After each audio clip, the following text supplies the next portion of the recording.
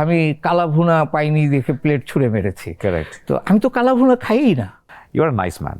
এই একটা ভিসার কারণে। মানে আপনি পাকিস্তানে গেছেন এই কারণে আপনি ইন্ডিয়ান ভিসা পান নাই? পান নাই। আমি আগে যখন গিয়েছি ইন্ডিয়াতে তখন কিন্তু এই সমস্যাটা ছিল না। হজ করেছি, ধার্মিক হয়ে গেছি, এটা হয়তো আমার ওভাবে বলার ঠিক হয়নি। ডিসিশনটা কি ওয়াইজ ছিল?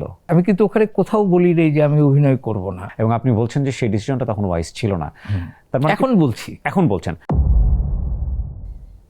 হঠাৎ করে আমাকে কিংস ক্রস রেল স্টেশনে লন্ডনে, যেটার পরে আবার একটা ব্লাস্ট হয়েছিল, সে সারোরকে জিজ্ঞেস করলো হাসান কোথায়। তা সারোর বললো আমি তো দেখিনি। তো ওরে কোথায় পাবো এখন? তখন আমি ওয়াশরুমে টয়লেট করছি, হঠাৎ করে দেখি কি আমার দুই পাশে দুইজন। তো এতে আমার না আবার টয়লেটটা বন্ধ হয়ে গেল করাটা। হ্যাঁ, তারা রীতিমতো দুই দিকে দুই হাত ধরে আমাকে মানে খুব করে নিচে নামায় একদম স্টেজে। জি আমি ওনার কথাই বলছিলাম। সেটার জন্য আফসোসও নিশ্চয়ই নাই না। এবং আর্মি থেকে কুইট করাটা তো আপনার স্বেচ্ছাতেই আপনি চলে এসেছেন। ওকে, কারণ আমি তো শিল্পী। তখন কি আপনার ফ্যামিলি হয়ে গেছে, লাইক বিয়ে শাদী করেছেন? আমি তো কালো মানুষ, আমার কেমনে বিয়ে হবে?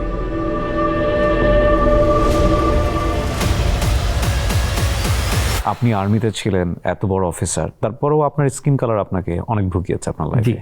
কারণ আমরা মুখে যাই বলি আর নাই বলি, আমরা কিন্তু অন্তর থেকে প্রচণ্ড মানে ইভেন সাদাদের থেকেও বেশি বর্ণবাদী।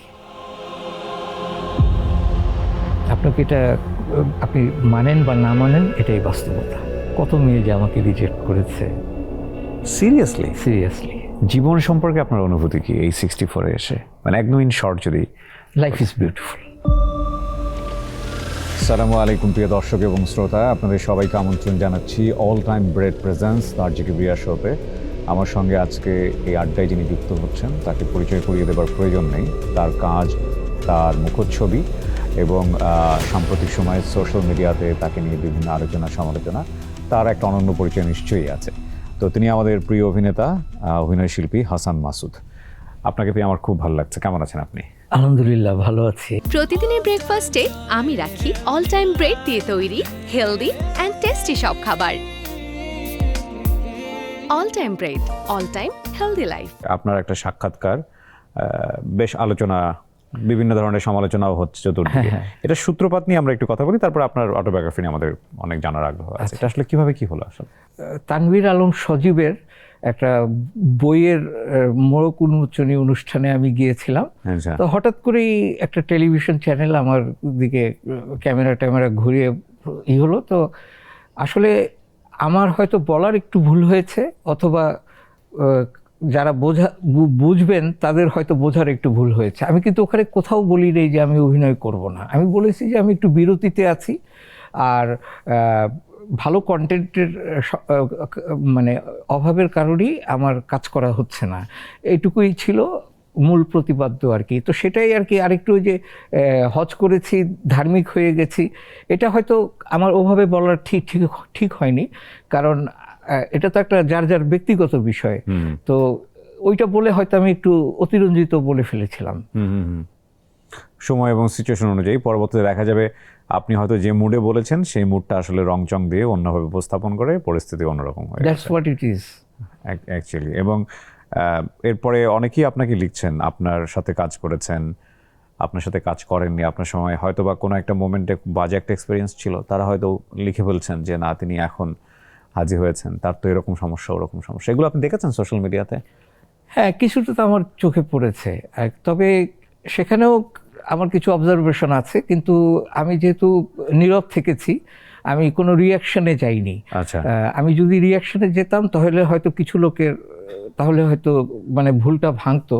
যেমন একজন লিখেছে যে আমি কালা ভুনা পাইনি দেখে প্লেট ছুঁড়ে মেরেছি। কারেক্ট। তো আমি তো কালা ভুনা খাইই না।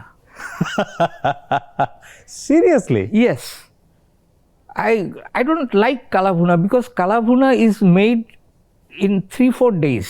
Correct. অনেক সময় নিয়ে। But it is made in Dhaka instantly. হ্যাঁ। মানে ভুনা করে তারপরে তেলে ভেজে দেয়। হ্যাঁ। It has become kala bhuna. তো it's not like that. তো যে কারণে আমি কালা ভুনা খাইই না। আমি কেন কালা ভুনার কারণে প্লেট ছুটে পারবো, আমি তো এটা নিজেই বুঝতে পারছি না। একটা ছোট্ট সাক্ষাৎকার আবার নতুন করে এক ধরনের বুস্টিং হয়ে গেল আপনার। এটা ভালো মন্দ সবকিছু মিলিয়েই আমরা বলবো। এবং আপনি একটা সাক্ষাৎকারে বোধহয় এরকম বলেছেন যে আপনি একটা চাকরির খোঁজ করছেন। জি, এবং আমি খুব ভালো রেসপন্স পেয়েছি। ওকে, ইনশাল্লাহ নেক্সট উইকে হয়তো আমি আপনাদেরকে একটা সুখবর দিতে পারবো আর কি। ওকে, এবং which I was desperately looking for. কেন জবের খোঁজ করছেন এই বয়সে এসে? বিকজ মানে 9 to 5 বা 10 to 5 একটা কাজ, মানে ছকে বাঁধা। আমি তো একসময় জবই করতাম। আচ্ছা, আপনি আর্মিতে ছিলেন আমি যতদূর জানি। আর্মিতে ছিলাম, I M a retired captain. তারপরে আমি ডেইলি স্টার, নিউ নেশন, তারপরে বিবিসি ওয়ার্ল্ড সার্ভিসও বাংলাদেশের করেসপন্ডেন্ট ছিলাম। তো সবগুলোই কিন্তু একটা সময়ের মধ্যে বৃত্তে আবদ্ধ ছিল। মানে not that you go for filming and then মানে you go on time and then when it will end you don't know, right? It's not like that. তো আমি এরকমই একটা জীবনযাপন আবার নতুন করে শুরু করতে চাই। আচ্ছা, এটা কি এইখানে কাজ কমে যাওয়ার কারণে এরকম হলো নাকি? Could be okay, one of the reason. তো আমি যেটা মানে চিন্তা করছিলাম যে আপনার এত বর্ণিল জীবন, আর্মি লাইফটাকে আপনি কিভাবে দেখেন? ওয়েল এগেইন, আপনি যেভাবে বলেছেন যে বিবিসি ছাড়াটা কি আপনার কাছে সঠিক মনে হয়েছে কিনা, and do you regret? I do regret now. But again, আমার ইন্টারমিডিয়েটের পর সেনাবাহিনীতে যোগ দেওয়া, 11 BMA লং কোর্সে বিএমএতে যাওয়া, মিলিটারি একাডেমিতে যাওয়াটা, তখন কিন্তু আমি রিগ্রেট করিনি। আমি রিগ্রেট করেছি আফটার কমিশন।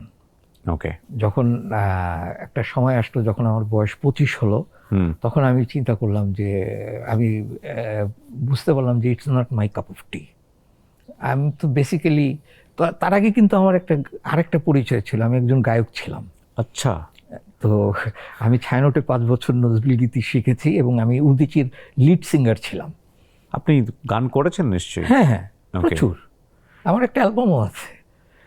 আচ্ছা, আমার জানা ছিল না, যে কারণে আমি খুব অবাক হচ্ছে। জি, তো যার ফলে আমি ওই মিলিটারি একাডেমিতে যাওয়ার পরেও কিন্তু আমাকে প্রত্যেকটা গালা নাইটে গান গাইতে হতো, এবং এইভাবে আমি সবার খুব প্রিয় হয়ে গেলাম। এবং তারপরেও কমিশনের পরেও আমাকে ঢাকায় এসে 1 মাস অ্যাটাচ থাকতে হতো এই ঢাকা স্টেশনের, বিকজ অমুক চাইনিজ ডেলিগেশন আসবে, তাদেরকে একটা কালচারাল প্রোগ্রামে ওখানে আমাকে একটা গান গাইতে হবে।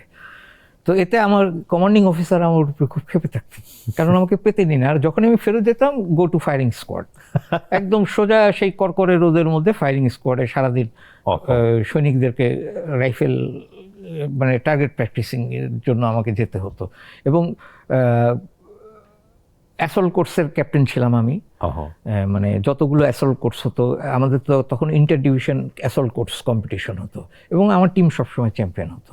আমরা 9 মাইল, আমি আবার অ্যাডভান্স কমান্ডো, বেসিক কমান্ডো দুটোই করেছিলাম, খুব তাড়াতাড়ি করে ফেলেছিলাম। যার ফলে আমাকে মানে আমার 4 বেঙ্গল, আমার তো 4 ইস্ট বেঙ্গল, এটা খুব একটা মানে কি বলবো, খুব ফেমাস একটা ব্যাটালিয়ন ইনফ্যান্ট্রির, 4 ইস্ট বেঙ্গল, যেটার একসময় মানে মুক্তিযুদ্ধের সময় এটা লিড করেছিলেন খালেদ মোশাররফ সাহেব। তো যে কারণে একটা ট্রেডিশনাল ব্যাটালিয়ন এটা আমাদের। এমনও ছিল যে আর একটা সেনাবাহিনীতে একটা নিয়ম কি, যে একটা অফিসার 3 বছরের বেশি একটা জায়গায় পোস্টিং থাকতে পারবে না, একটা ব্যাটালিয়নও 3 বছরের বেশি একটা স্টেশনে থাকতে পারবে না।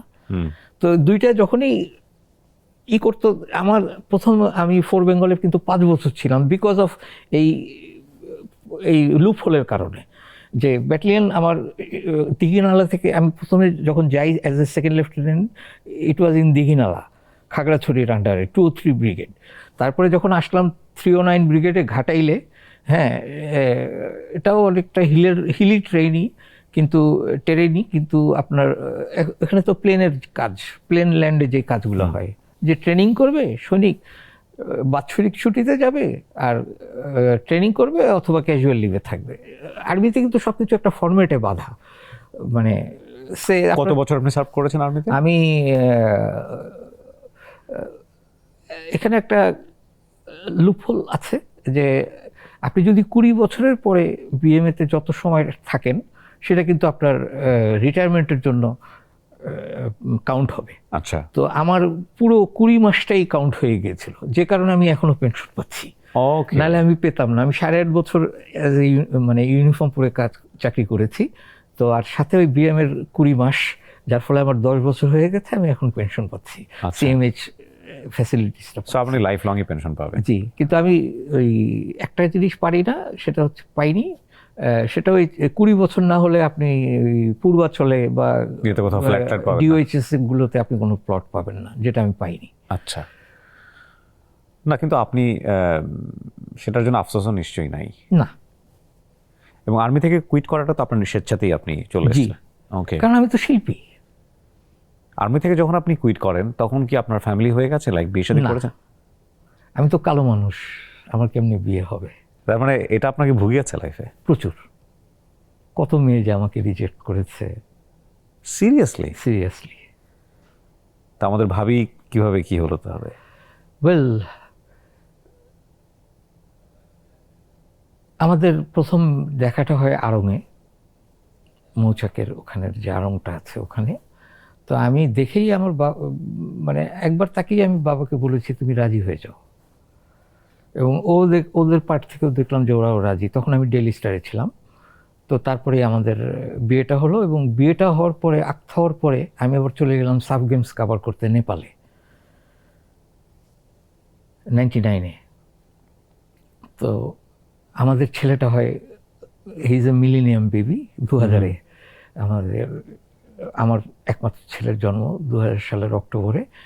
তো এ তো সামনের অক্টোবরে 26 বছর বয়স হয়ে যাবে। তো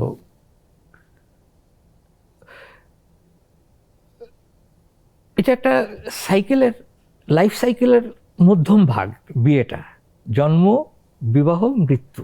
এগ্রিড। মানে আমার কাছে খুব অবাক লাগছে যে আপনি আর্মিতে ছিলেন, এত বড় অফিসার, তারপরেও আপনার স্কিন কালার আপনাকে অনেক ভুগিয়েছে আপনার লাইফে। কারণ আমরা মুখে যাই বলি আর নাই বলি, আমরা কিন্তু অন্তর থেকে প্রচণ্ড, মানে ইভেন সাদাদের থেকেও বেশি বর্ণবাদী। আপনাকে এটা আপনি মানেন বা না মানেন, এটাই বাস্তবতা।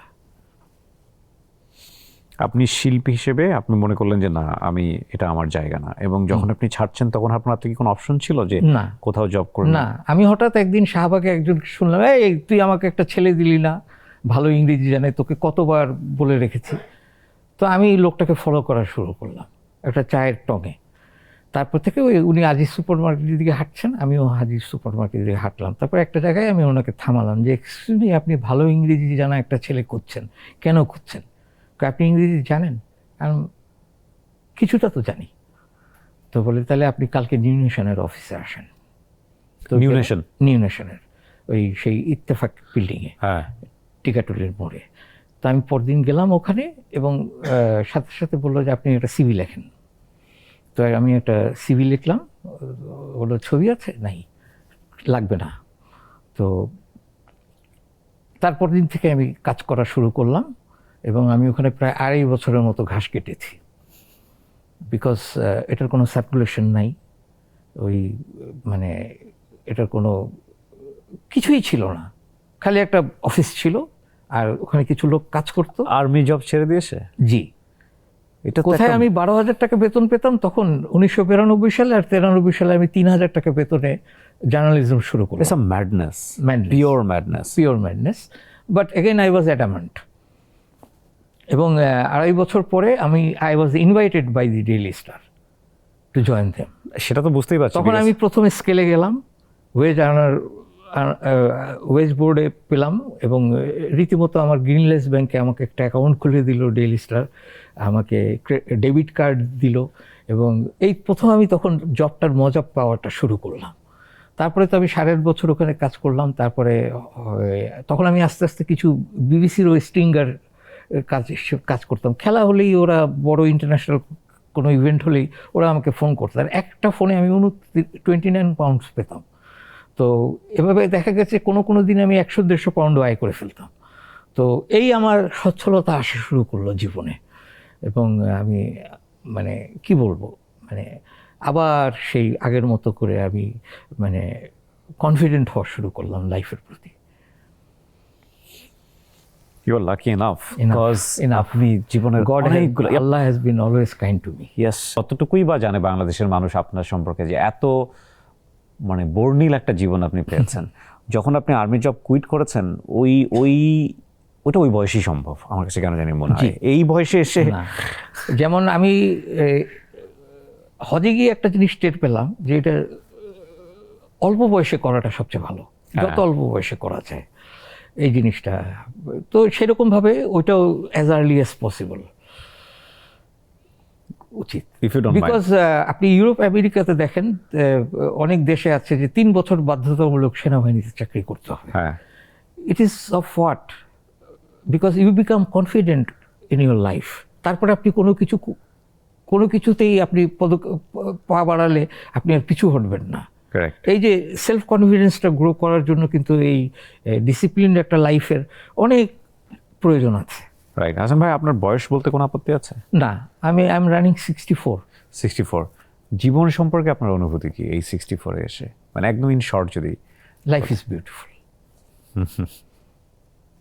Life is beautiful. I do believe that. Life is beautiful. আলহামদুলিল্লাহ। আপনি অভিনয়ে আসলেন কিভাবে? এটা ওই আজিজ সুপার মার্কেট আছে না শাহবাগে, ওখানে আমার সাথে সারোয়ারের পরিচয় হয়। তো আমি একটু তাকে টিজ করেছিলাম টু সাম এক্সটেন্ট যে আপনি কখনো বিদেশে যাবেন না পরিচয় হওয়ার পরে, যে আপনাকে লাদেনের ছোট ভাই হিসাবে যে কোনো সময় যে কেউ অ্যারেস্ট করে ফেলতে পারে। তো দ্যাট ওয়াজ দি মানে পাঞ্চ লাইন। তারপর তখন আপনি ফারুকীকে চিনতেন না? না। আচ্ছা, না চিনেই পাঞ্চ। হ্যাঁ। তো তারপরে যেটা হলো যে ওই রাতেই ওর ফোন, যে আপনার সাথে আমার একটু কথা আছে। তাই আমি বললাম যে আপনার সাথে আমার কি কথা? তো বললো যে না, একটু কথা আছে। তো আমি তখন যেটা হতো যে আমি তখন ডেইলি স্টারে ছিলাম, 2003-এর কথা। তো আমি তখন নিয়মিত মধুর ক্যান্টিনে যেতাম ঢাকা ইউনিভার্সিটিতে। একটু মানে বয়স কম ছেলে মেয়েদের সাথে মিশতে আমি খুব পছন্দ করতাম, because I always had friends those who are 10 years junior to me. আচ্ছা। It gives you some energy, correct, some thoughtful energy, not only energy. Because আমার সমবয়সী বা আমার যারা সেনাবাহিনীতে কোর্সমেট ছিল আছে যারা, এদের সাথে সবসময় বৈষয়িক আলাপটা হয়। তো এর বাইরেও যে অনেক কিছু আছে আলাপ করার, সেই জিনিসটা কিন্তু মানে আমি মধুর ক্যান্টিন ছাড়া আর কোথাও পেতাম না। ওখানে বাইরন ছিল, তারপরে এই যে 71-এর শাকিল ছিল, এখন অ্যারেস্টেড। তো এদের সাথেই আমার কিন্তু মানে আড্ডা হতো আর কি। তো আমি ফারুকীকে বললাম যে আপনি তাহলে কালকে এক কাজ করেন, 3টার দিকে আপনি মধুর ক্যান্টিনে চলে আসেন, কারণ আমার সন্ধ্যার পরে কাজ শুরু হতো ডেইলি স্টারে। তো ওখানে এসে সে সরাসরি মানে একবারে প্রস্তাব দিয়ে বসলো। তাই আমি বললাম যে আর ইউ ম্যাড? হ্যাঁ, আপনি এই ধারণাটা হলো কি করে যে আমি একটা সিনেমায় অভিনয় করবো আর আমি অভিনয় কি জানি? তো বলে যে আপনাকে কিছু করতে হবে না, আপনি যা করতেছেন তাই সেটাই করলেই হবে, আপনাকে কোনো করতে হবে না, আর আপনি প্লিজ করেন। কারণ আমি একটা ক্যারেক্টার মিস করছিলাম। আমি যে আমার প্রথম সিনেমা হবে ব্যাচেলর নামে, তো এটার একটা character I was somehow missing which I have got in you. তো আপনি প্লিজ আমাকে নিরাশ করবেন না। তো আমি বললাম যে okay, give me 1 or 2 days, then I will let you know. তো তারপরে আমি ওদিন অফিস করলাম, কারোর সাথে এই ব্যাপারটা আমি শেয়ার করিনি। রাতে বাসায় গিয়ে আমার মরহুম মা তাকে বললাম, আর আমার ওয়াইফকে বললাম। তো আমার মা বললেন করবি না কেন? অবশ্যই করবি। তো আমি বললাম যে ঠিক আছে। তারপর আমার ওয়াইফ আবার খুব সাথে সাথে না, তুমি করতে পারবে না। তো না করলো কেন? ইট ওয়াজ হার আউটলুক, মানে আই নেভার কোয়েশ্চেন যে why did you say no. তো এরপরে আমি কার কাছে যাব? তো আমি স্ট্রেট আমার বসের কাছে চলে গেলাম, মাহফুজ আনাম, ডেইলি স্টারের এডিটর। যে মাহফুজ ভাই, আমি তো এরকম একটা, আর তার আগে ওনার সাথে আমার একটু অন্তরঙ্গতা সৃষ্টি হয়েছিল যে ওনার সাথে আমি সারা বাংলাদেশ ঘুরেছিলাম ডেইলি স্টারের প্রমোশনের জন্য, আমি আর উনি। তো I was sort of ADC to Mahfuz ভাই। ডেইলি স্টারে আপনার কত বছরের ক্যারিয়ার? আমার 8.5 বছর ছিল ডেইলি স্টারে, সেই রোড নাম্বার 3 থেকে ধানমন্ডির। মানে একদম ইনিশিয়ালি ওদের শুরু থেকে ছিলেন আপনি? না, ডেইলি স্টার শুরু হয় বোধহয় 90 বা 92-তে, আমি 95-তে জয়েন করি। আপনি কি বিট কভার করতেন ওখানে? আমি স্পোর্টস। রাইট, হ্যাঁ। তারপর তো আমি মাহফুজ ভাইকে বললাম যে মাহফুজ ভাই এরকম আমি একটা মুভিতে অ্যাক্টিং করার একটা অফার পেয়েছি, তো আমি বুঝতে পারছি না যে আমি করব কি করব না। আচ্ছা, উনি চেয়ার থেকে উঠে এসে অবশ্যই করবা, one must have a change in his life, এই বলে উনি আমাকে জড়িয়ে ধরলেন। তারপরে আমাদের শ্যুট শুরু হলো, ফিল্মিং। তো শুটিং আর ফিল্মিংয়ের মধ্যে একটু ডিফারেন্সটা আছে। যেমন আপনাকে বলি, একবার লন্ডনে ওই পিস্তল বের করে ট্রাফালগার স্কোয়ারে একটা ফিল্মিং হচ্ছিল। তো পুলিশ এসে ওই পিস্তল দেখে বললো, হোয়াট আর ইউ ডুইং? কয় উই আর শুটিং। আর শুটিং মানে পুলিশের কাছে হচ্ছে ফায়ারিং করা, ইটস নট ফিল্মিং। তো সাথে সাথে MI5 MI6 এসে উপরে হেলিকপ্টার ওরা শুরু করলো। তারপরে তাদেরকে যখন বোঝানো হলো যে এটা ফিল্মের একটা শুটিং হচ্ছে, তখন তারা বুঝলো, বলবে তো যে ফিল্মিং হচ্ছে, why they said shooting means what. তো you know what it is. তারপরে তো এরকম করতে করতে আমার 1 মাসের মতো আমার এরকম ভাবে আর কি একটা ঝড় বয়ে গেল আমার জীবনের উপর থেকে আর কি। তো এবং শরীরেরও, because it is tasking, very tasking. আর আমার একটা সমস্যা হচ্ছে যে আমি খুব সোয়েট করি, মানে আই সোয়েট এ লট। তো আমার সবসময় একটা গামছা থাকতো, ওই গামছা দিয়ে। আর ওখানে তো ওই শুটিংয়ের সময় প্রচুর লাইট, যার ফলে টেম্পারেচার অনেক বেশি থাকে, যার ফলে আমাকে কাট হলেই আমাকে একটু মুছতে হতো।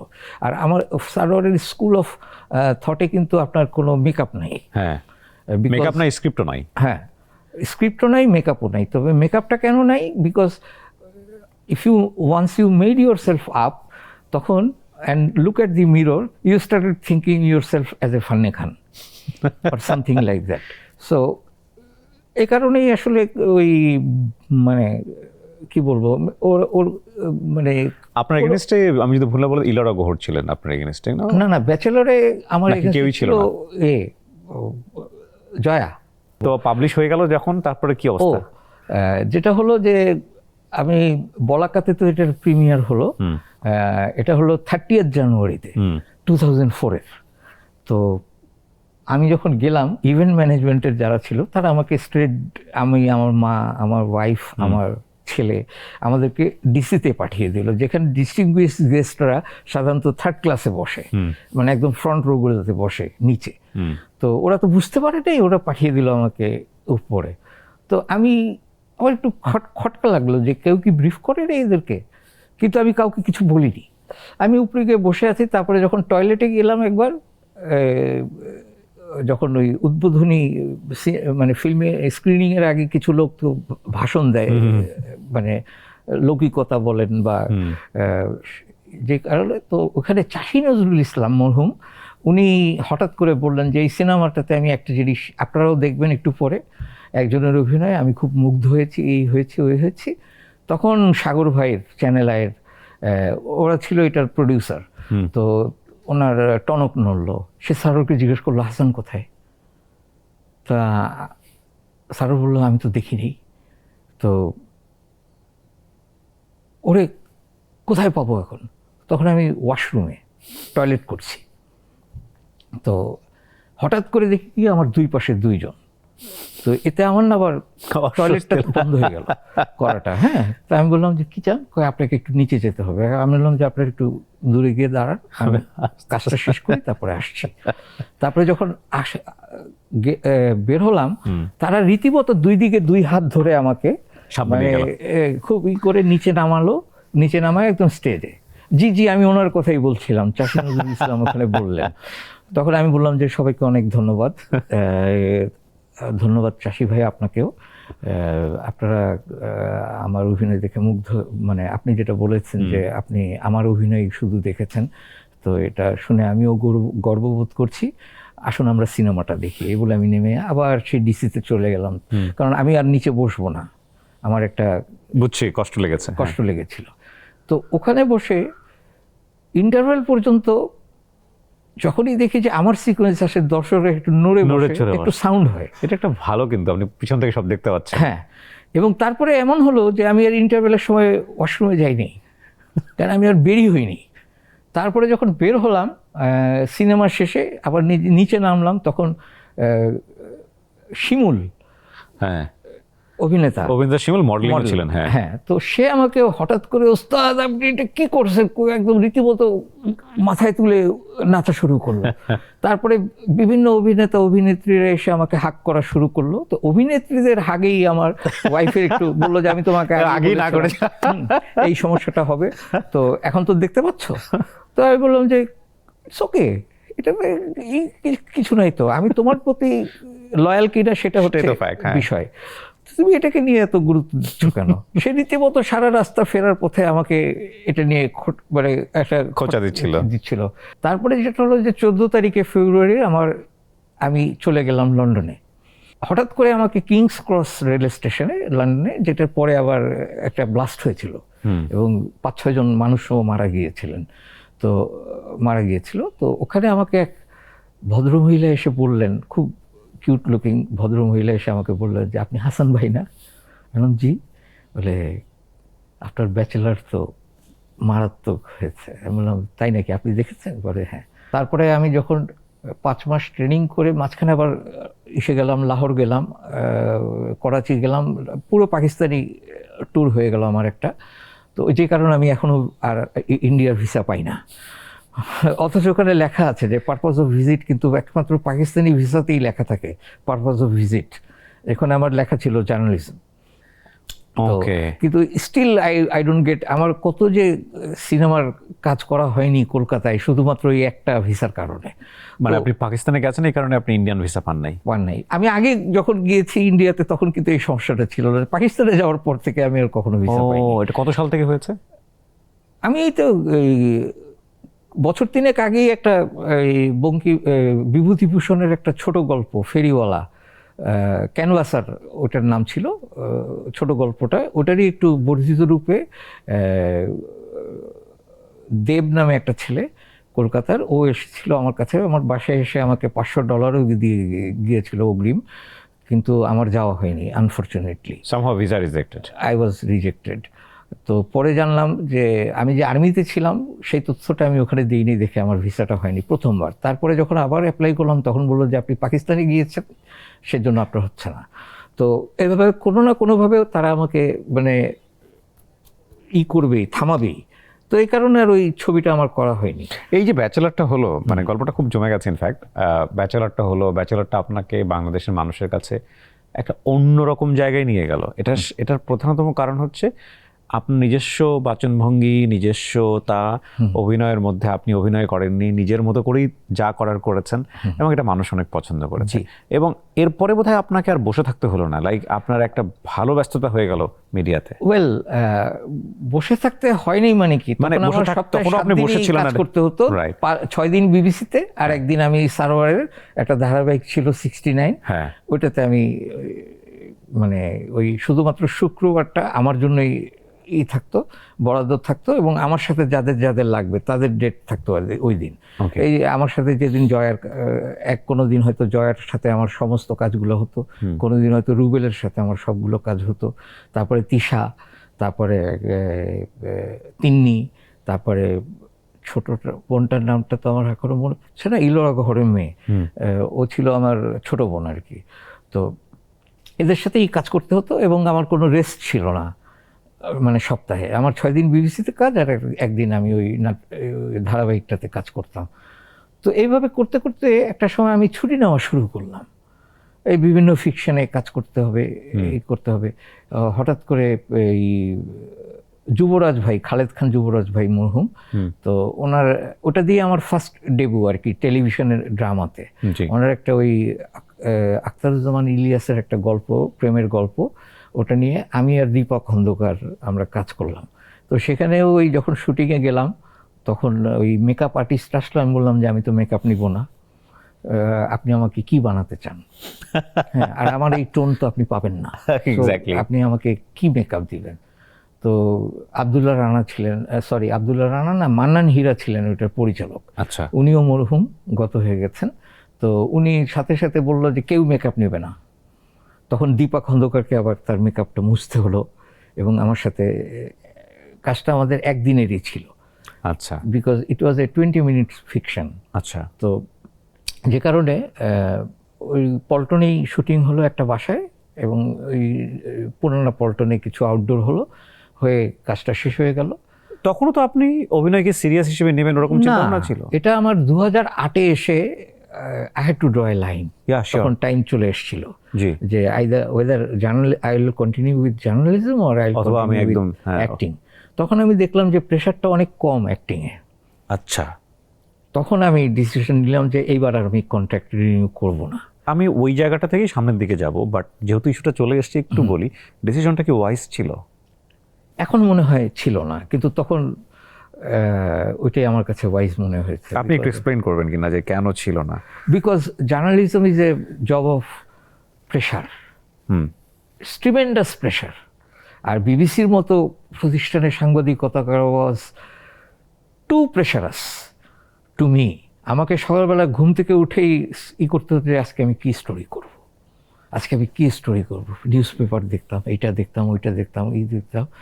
আর আমাদের বিবিসিতে তো সাধারণত ফলো আপ স্টোরি হয়, কিছু কারেন্ট অ্যাফেয়ার্স থাকে, একদম দিনের তাজা সংবাদ, আর ম্যাক্সিমামই হয় ফলো আপ স্টোরি। তো হতো আর কি। তো আমি হয়তো একটা স্টোরি বানিয়ে নিয়ে গেলাম, ডের প্রডিউসার লন্ডন থেকে, আমাদের তো টেলিকনফারেন্স হতো, আমরা সবাই স্টুডিওতে গিয়ে হেডফোন লাগিয়ে আমরা কনফারেন্স করতাম। তখন উনি বললো যে রাখেন এটা, ডের প্রডিউসার বলতো যে এটা রাখেন, আপনি এক কাজ করেন, এই আব্দুল মান্নান ভূঁইয়া আর আব্দুর রাজ্জাকের একটা ইন্টারভিউ করে এই স্টোরির একটা এটা নিয়ে একটা স্টোরি করেন, যে গতকালকে এই হয়েছে, এটা নিয়ে একটা স্টোরি করেন। এখন রাজ্জাক সাহেব ঘুমাচ্ছেন, মান্নান ভূঁইয়া ঘুমাচ্ছেন, বিএনপির মহাসচিব আর আওয়ামী লীগের সাধারণ সম্পাদক। তো কি করি তারপরে আস্তে আস্তে অভিজ্ঞ হয় মানুষ, তাই না? তো না, কিন্তু মানে হাসান ভাই, আমার প্রশ্নটার জায়গাটা হচ্ছে, যদি আমি আরেকটু ফোকাস করি, মানে ধরেন আপনি আজকে যে অবস্থানে আছেন, সেই অবস্থানে যদি আপনি এসে চাকরি খুঁজছেন, আপনি হয়তো জয়েনও করবেন খুব শীঘ্রই ইনশাআল্লাহ।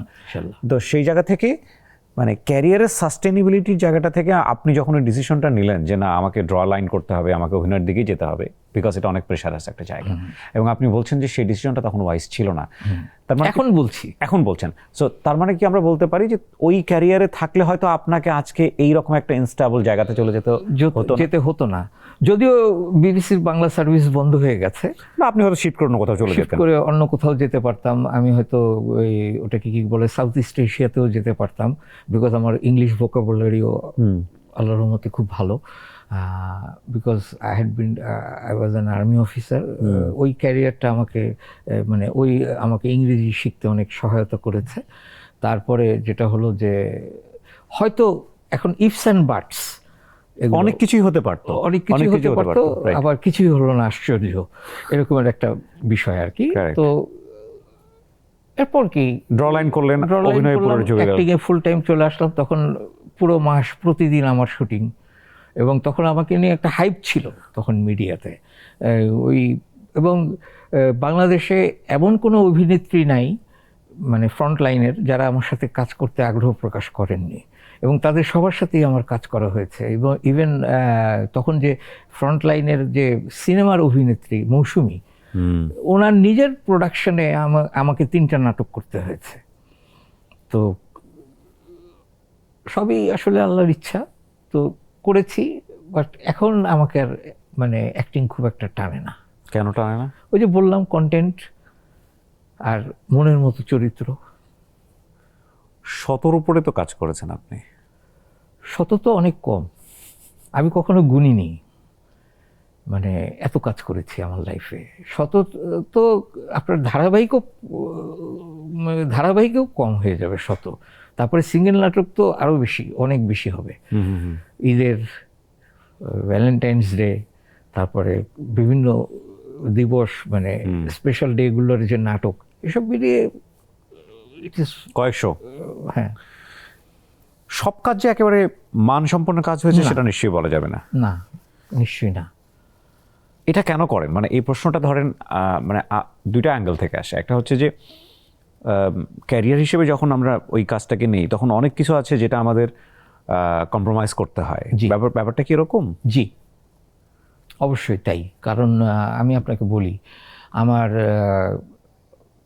ধারাবাহিকের ভিতরে একটা ছিল ট্যাক্সি ড্রাইভার, জি, যেটা করে আমি সবচেয়ে বেশি মজা পেয়েছি। এবং এখন পর্যন্ত আমি বলবো যে above everything, bachelor was my best মানে বেস্ট সিরিজ আর কি, যেটাকে পরে চ্যানেল 1 তখন ছিল, ওখানে আশুতোষ সুজন এটা পরিচালনা করে জমা দিয়েছিলেন, ওদেরই প্রোডাকশন ছিল এটা। তো ওরা আবার করলো কি 13 পর্বকে 6 পর্ব করে নিয়ে আসলো, 40 মিনিট করে এক একটা, 6 পর্ব করে নিয়ে আসলো। পরে তো একটা টেলিফিল্ম করলো ওরা। তো এবং ওরা কিন্তু এটা কিছু পরপরই এটা প্রচার করতো। এবং চ্যানেল 1-এর যে কর্ণধার, উনি আমাকে একদিন বলেছিলেন যে হাসান ভাই, আপনাকে দিয়ে আমি ব্যবসা করলাম, প্রথম আমার চ্যানেল ব্যবসা করলো। এবং আমরা এটার যে প্রথম যেদিন ট্যাক্সি ড্রাইভারটা যায়, প্রথম এপিসোডটা, সেদিন হয়তো আপনার 4টা কি 5টা বিজ্ঞাপন ছিল। ওমা, দ্বিতীয় পর্বে দেখা গেল কি যে বিজ্ঞাপনের জন্য আর এটাই দেখা যাচ্ছে না। তো এই জন্যই হয়তো উনি কথাটা বলেছিলেন। প্রতিদিনের ব্রেকফাস্টে আমি রাখি অল টাইম ব্রেড দিয়ে তৈরি হেলদি অ্যান্ড টেস্টি সব খাবার। All time bread, all time healthy life. Sarwar আর আমি একবার ব্র্যাক ইউনিভার্সিটিতে গিয়েছিলাম, তখন এইখানে ছিল ব্র্যাক ইউনিভার্সিটি। তো ওখানে তখন আমি ওর সামনেই বলেছিলাম যে আমার জীবনের সেরা কাজ হচ্ছে এই পর্যন্ত করা ট্যাক্সি ড্রাইভার। তো আই ডোন্ট নো, এরপরেও কিন্তু সারোয়ারের সাথে আমি জি5-এর একটা কাজ করলাম ভারতের চ্যানেলের, এই লেডিজ অ্যান্ড জেন্টলম্যান, 3 বছর 3 আগে। ওখানে আমার একটা ডুয়েল ক্যারেক্টার ছিল, এবং ওইটার ইউটিউবে যত মন্তব্য সব কিন্তু আমাকে নিয়ে। কারেক্ট। হ্যাঁ, একটা জায়গায় দেখা যাচ্ছে আমি কিছু বুঝি না এরকমের একটা পিএ চেয়ারম্যানের, আর একটা জায়গায় দেখা যাচ্ছে আমি ডন। তো কারণ সবার টেলিফোনে আমার একটা চিপ ঢোকানো ছিল, কে কোথায় কি কার সাথে কি কথা বলছে না বলছে সব আমি শুনতাম এবং ধারণ করতাম। তো এই তুমি আজকে সবুজ আন্ডারওয়্যার, নীল রঙের একটা আন্ডারওয়্যার পরেছো না? বলে জি বস। আমি বলো তো আমি এটা কেমনে জানি? এটা কোনোদিন তুমি জানতে পারবে না। তো এই যে বিষয়টা, এখানে আমি খুব চেষ্টা করেছি। এবং এই প্রথম আমি দেখলাম যে ওখানে ওরা যখন কাজ করে কস্টিউম ডিজাইনার থাকে, এবং আমার কস্টিউম 3টা সাফারি ওরা নতুন করে বানিয়ে দিল। এই যে বিষয়গুলি আমি প্রথমে যে ওটিটির বিষয়টা আমার তখন আমি একটু ডিফারেন্ট না, আমার কাছে যখন আপনার গল্প করছেন তখন মনে হচ্ছিল যে কতটা মানে বর্ণিল আপনার জীবন। একটা সময় সুপার ডিসিপ্লিন, লাইক আপনি আর্মি অফিসার ছিলেন, ওটা আপনার একটা ক্যারিয়ার। ওখান থেকে বের হয়ে জার্নালিজম, এটা অন্য ধরনের একটা রেসপন্সিবল ক্যারিয়ার। এখানেও কিন্তু জার্নালিজমও কিন্তু very discipline, you have to be always truthful এবং very responsible. Once you lie you are gone. Correct. আপনি যা করছেন সেটা রেসপন্সিবিলিটি আপনাকে, শুধু আপনি ক্যারি করেন না, প্রতিষ্ঠানও ক্যারি করে। ইভেন ডেইলি স্টারে থাকতে আমি যে কতগুলো রিজয়েন্ডার পেয়েছি আমার রিপোর্টে, হ্যাঁ, এবং ওই রিজয়েন্ডারটা পাবলিশ করার পর মাহফুজ ভাই নিজে লিখে দিতেন নিচে যে Daily Star still stands by with its report. মানে আমাদের রিপোর্টটা কিন্তু ভুল ছিল না। আমি রিজয়েন্ডারটা ঠিকই পাবলিশ করলাম, কিন্তু সাথে নিচে আবার লিখেও দিচ্ছি ফুটনোটে যে Daily Star stands by with its report.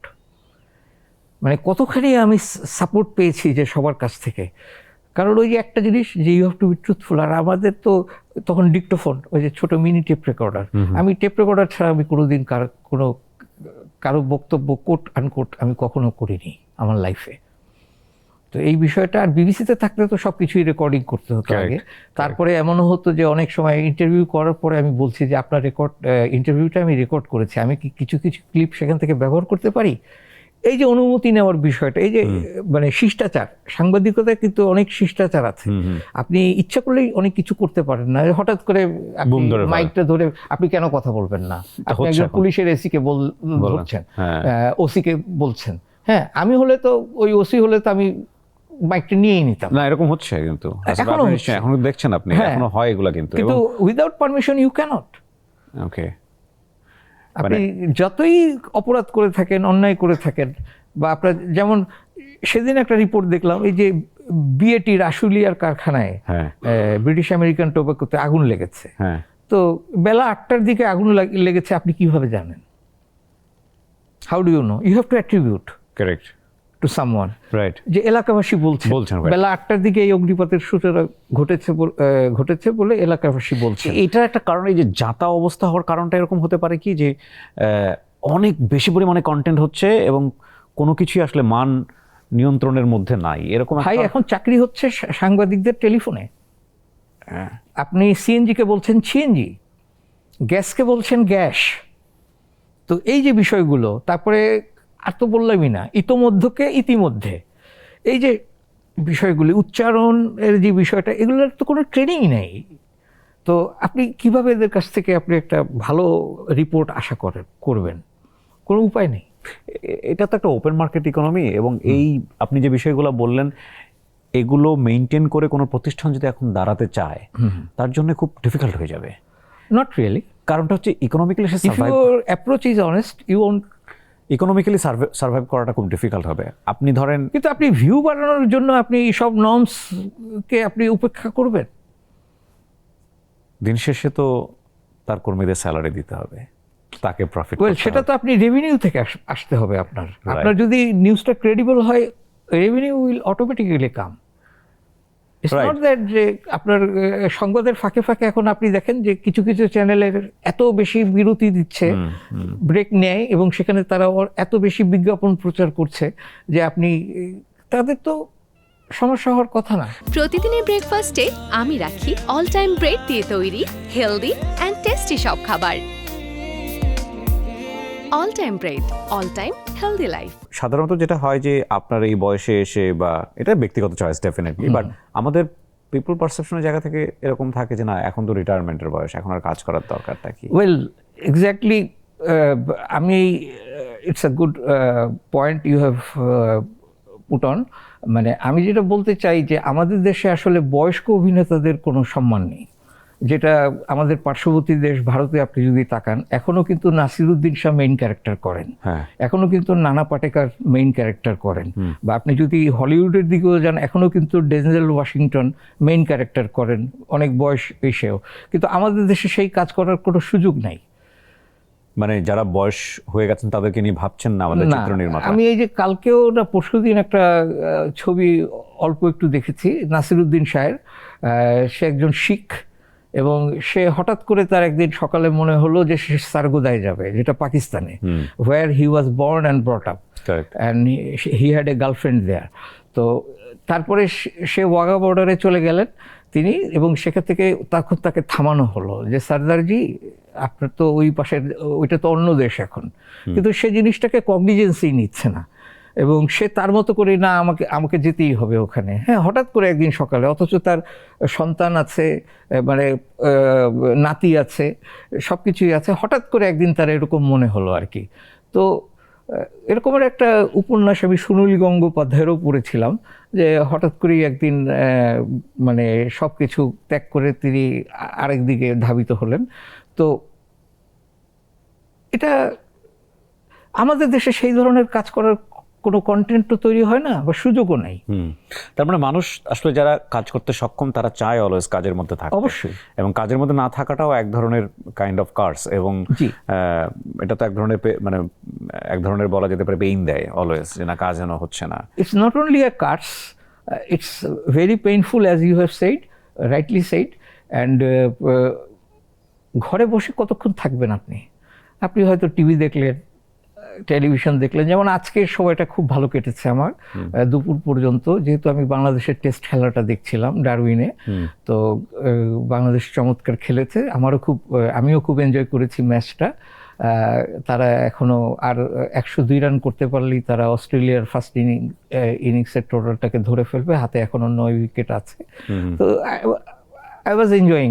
তারপরে আমি কিছুটা সময় আমার হয়তো মুভি দেখে কাটে, কিন্তু at the end of the day আমাকে কিন্তু মনমরা হয়েই থাকতে হয়।